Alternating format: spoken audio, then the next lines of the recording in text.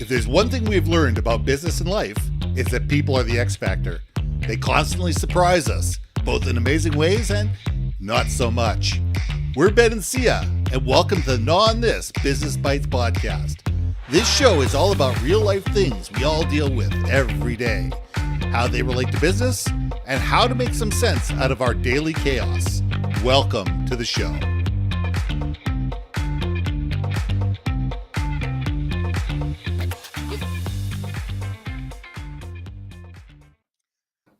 And welcome back to another episode of Gnaw on This Business Bites. I'm Ben and this is Syya. So here's a question for you. If your world stopped turning, what would you do? There's a great song about 9/11, and you think I could remember the author at the moment. It's about what would you do if the world stopped turning? And it was all about the day of 9/11. We all have times in our life where our world stops, either for the good or for the bad. You know, all of a sudden, business fades away, superfluous people fade away, and we end up being focused on what we need to be focused on because that's the only thing that matters, whether it be a sick parent, a sick kid, a dog that's sick. A friend of mine is going through a position where his dog's got cancer at the moment. We all have times in our lives where there is personal crisis, corporate crisis, and everything else doesn't seem to matter because that one thing is all encompassing and all consuming. Yes. And the question is, when we get to those periods of our life, what do we do? How do we acknowledge this? How do we deal with it? How do we move beyond it? Because if we just let us encompass us forever, all of a sudden our world disappears. Our friends disappear. Our relationships disappear. Our businesses disappear. And we are each and every one of us are multifaceted. And we're very complex human beings. And we have multiple things going on in our lives at any given time. It's not that those things are unimportant. The question is, how do we deal with those in a meaningful and vital way and still be able to recover, recoup, and move forward? Syya, let's gnaw on this. My friend. Have you ever had like a traumatic, I would say high impact event in your life, whether it was something that happened to you or, right? I think as you get older, you're going to have that pivot moment where you see the bigger scale. It reminds me of astronauts. They've all come back with this, oh my gosh, there's a term for it actually, but it is what astronauts see when they look down on Earth. Yeah. And they all of a sudden they see how small the world is and how interconnected it is, if I remember correctly. Exactly. And there's one astronaut said, I wish we can take every politician up here to look at this blue marble and realize these wars you're manufacturing, the amount of greed, desire for power, when you look at it in the end, where does it take you? Right? It is, I just love what you're saying and why you brought this up as a topic, because I know myself, even in my daily operations of life, I get anxious. I want to get things done. I'm very A-type. It's like, boom, get it done.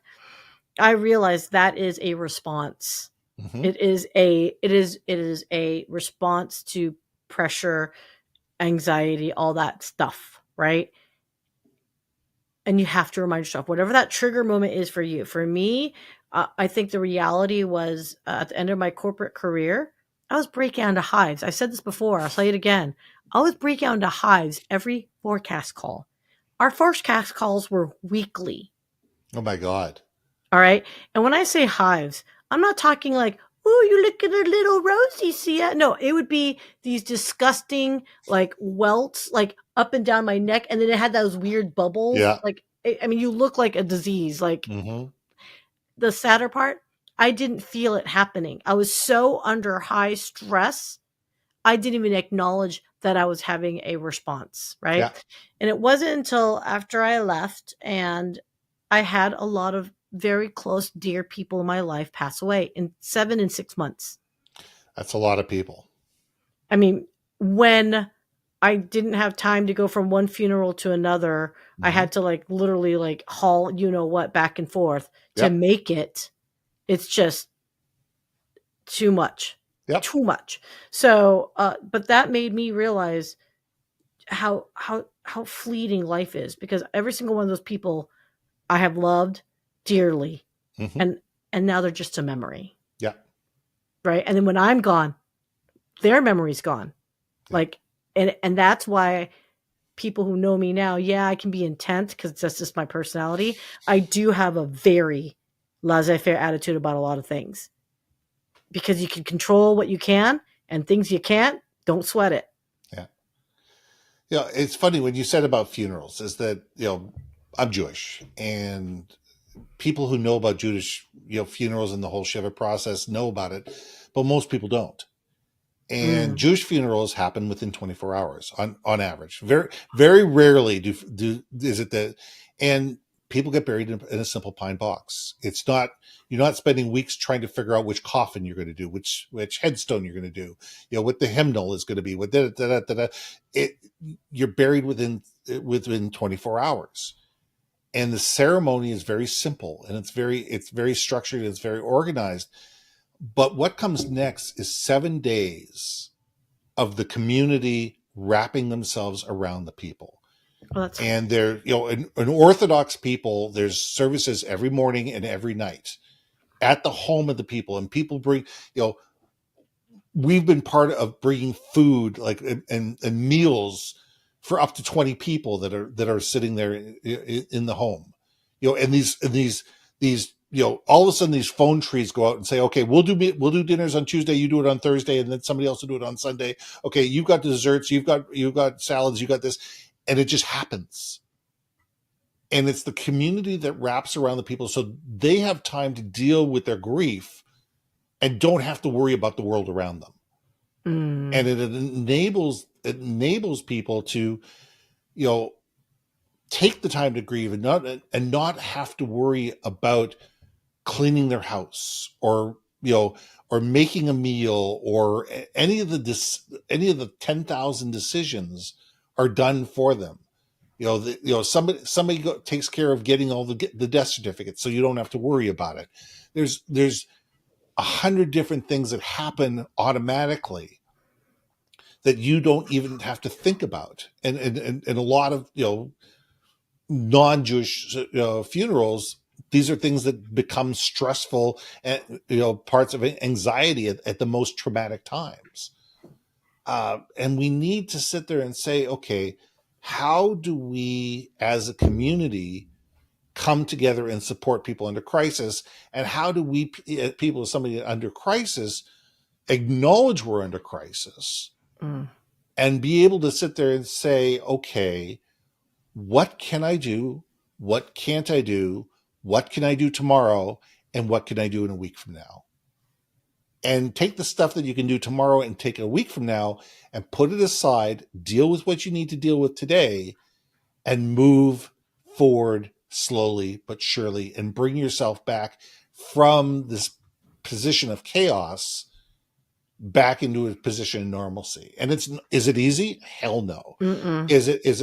Is it a lot of subconscious self-talk? Yes. Is it a lot of support from a larger network? Yes, it is. But we as human beings need to understand that a human under crisis insulates themselves. They go into, I look at it like hypothermia. And what you do is they protect the core. They don't worry about Mhm. their legs, they don't worry about their arms, they worry about keeping their core warm. Mhm. And so an arm may fall off, a leg unfortunately may come off in hypothermia, but the body, the person still is alive. And we move out of these panicked positions of chaos into, okay, now we're in ICU, now we're in step down, now we're in a ward situation. And how do we move ourselves through the system and be able to make ourselves a little bit better every single day? And you're going to have step backs, and you're going to have things that go, but we as human beings need to understand that crises will happen.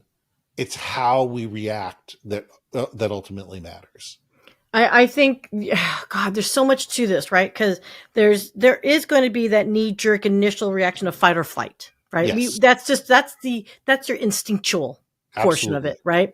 And then there is going to be again, it's this, and it never ends, everybody. No. Maybe because I'm getting older, a bit more reflective of life, less shallow, whatevs, is the more you know of yourself. And when I say know of yourself, I'm talking recognizing your flaws Mm-hmm. of And we yourself. all have them. And heaven knows I've got a whole stack of them. And I've created many. Let me put it that way. I think having that awareness is such the critical component, because I feel like, and I think people, hey, everyone, hit those emoticons, whatever. Give me the purple support thing here, okay? Is how many of you guys in the audience truly feel like you know who you are? Mm-hmm. Have you done the self reflection exercises? Could it be meditation? Sure. Could it be exercise? Because you do a lot of self thought during that, whatever, right? Is it with your psychotherapist and therapist? Whatever. It doesn't matter. It could also be argued. I know a lot of people who go see their therapist and never improve, but that's a different issue. And you spend a lot of money for nothing. But it's that recognition within yourself. It's easier said than done, peeps. But absolutely. I think that is what is going to help you overcome trauma and overcome situations that are just not pleasant. But you have to acknowledge it first. Yeah. You have to acknowledge first that you're in a position of trauma, that you're in a position of challenge. And you also have to have the idea within you that says, this is not forever.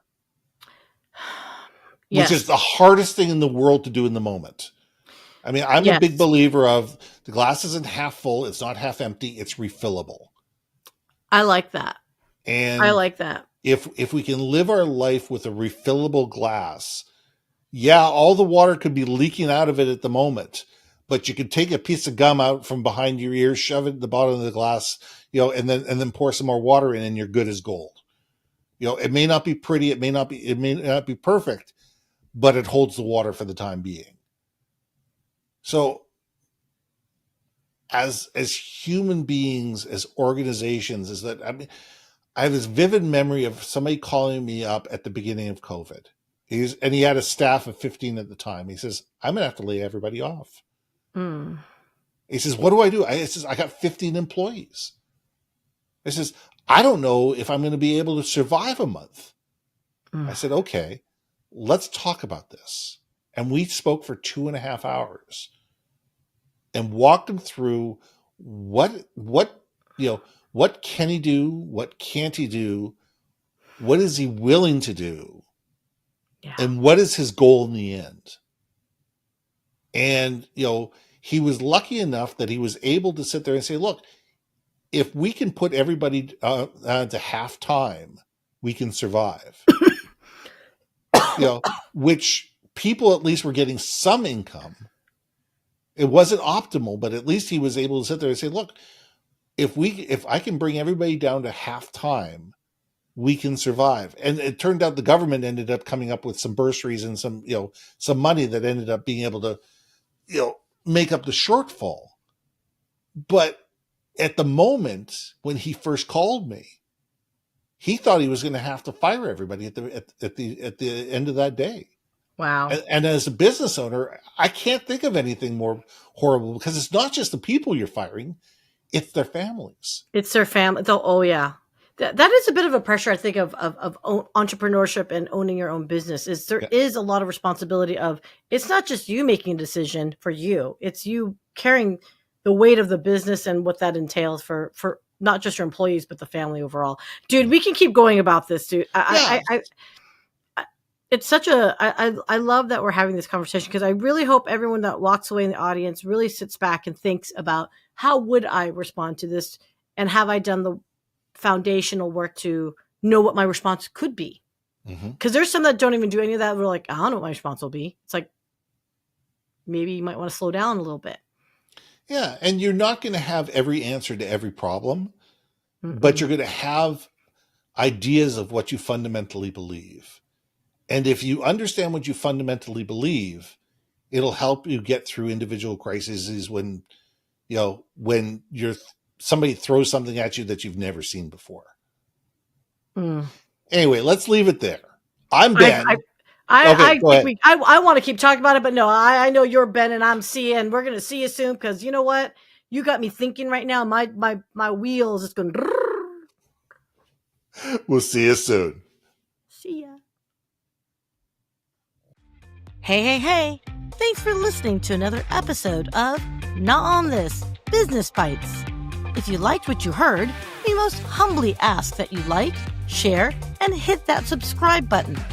If you want to communicate more effectively within your organization, contact Ben at IamBenBaker.com or me at BrilliantBeeMedia.com.